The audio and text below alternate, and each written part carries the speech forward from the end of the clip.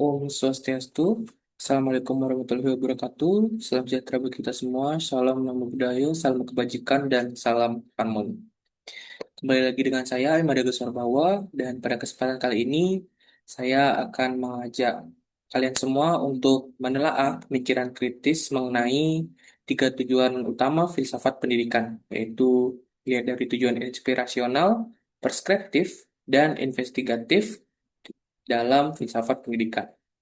Nah, tentunya ketiga orientasi ini bukanlah hal yang berdiri sendiri, melainkan sebuah bagian dari perdebatan filosofis yang menentukan wajah pendidikan hari ini, dan tentunya di masa depan.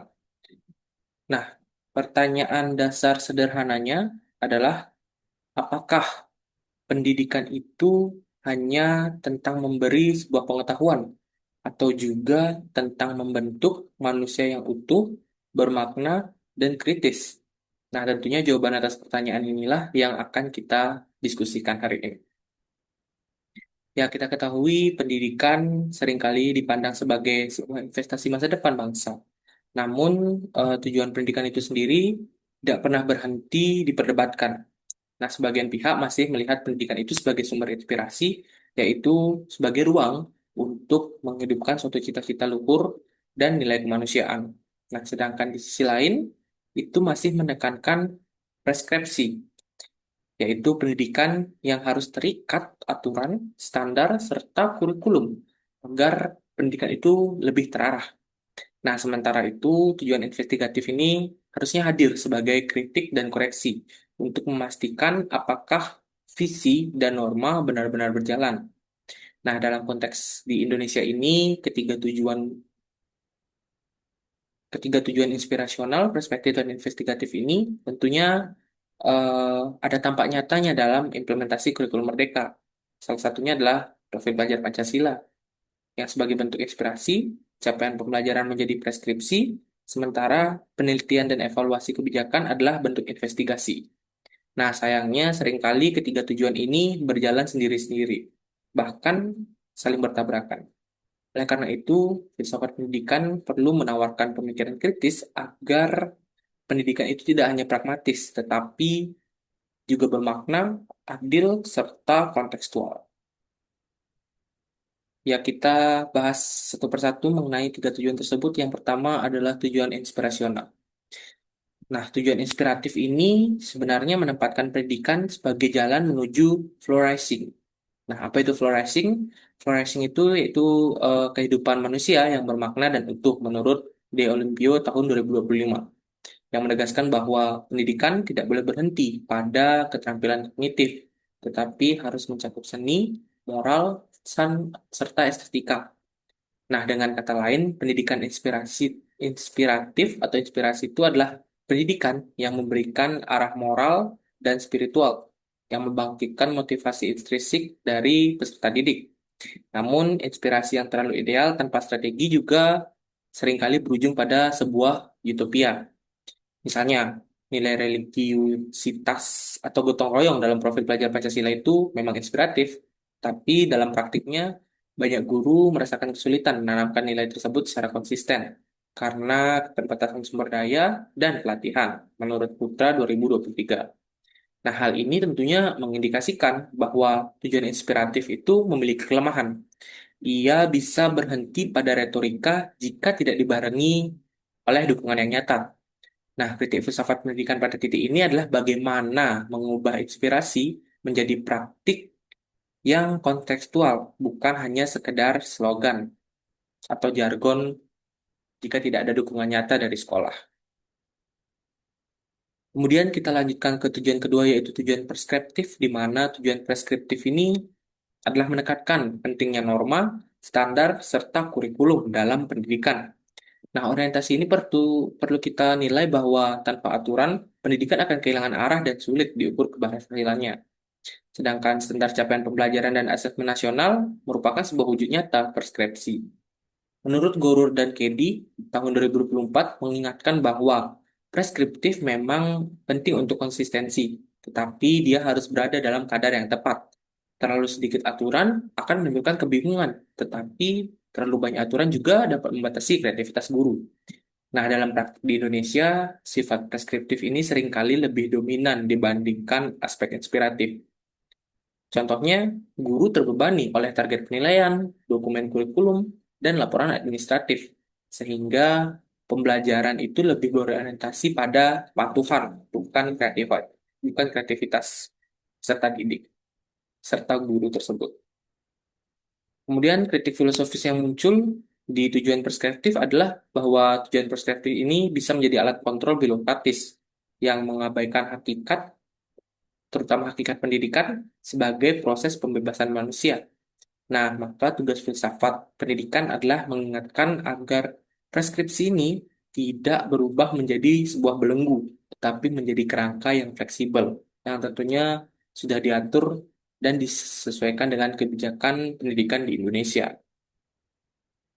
Kemudian tujuan selanjutnya yaitu investigatif.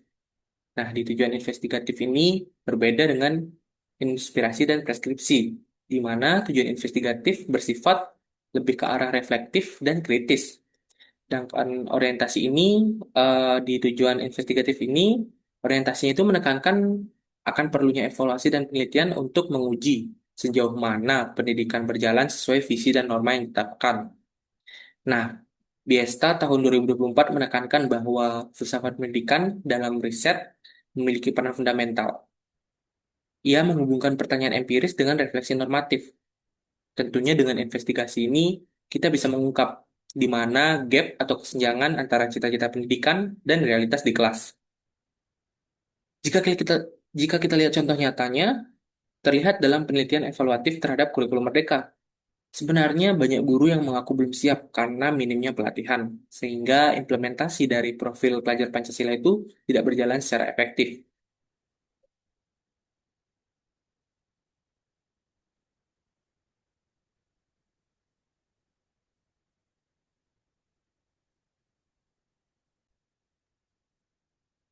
Nah, tentunya investigasi semacam ini sangat penting agar kebijakan di kurikulum itu tidak berhenti sebagai sebuah dokumen formal, tapi benar-benar sebuah dukungan yang responsif terhadap kebutuhan yang nyata. Nah, tentunya tantangan dari investigasi ini adalah bahwa ia membutuhkan sumber daya, data, serta dokumen intelektual. Namun, tanpa investigasi juga, pendidikan akan beresiko berjalan tanpa refleksi. Atau bisa kita simpulkan bahwa hanya mengulang tradisi tanpa sebuah perbaikan. Kemudian, kita lanjutkan ke perbandingan dari ketiga tujuan utama tadi. Nah, jika dibandingkan, ketiga tujuan ini tentunya akan saling melengkapi sekaligus berpotensi berbenturan. Nah, maksudnya, ya inspirasi akan memberikan makna, tetapi dia bisa utopis. Preskripsi memberikan arah, tetapi bisa mengekang. Investigasi bisa memberikan refleksi, tetapi bisa melambatkan serta memberatkan dalam implementasinya. Nah, filsafat pendidikan inilah mengingatkan bahwa tidak ada satu tujuan pun yang cukup berdiri sendiri. Inspirasi tanpa preskripsi akan kabur. Preskripsi tanpa inspirasi akan kering. Dan investigasi tanpa keduanya akan kehilangan arah.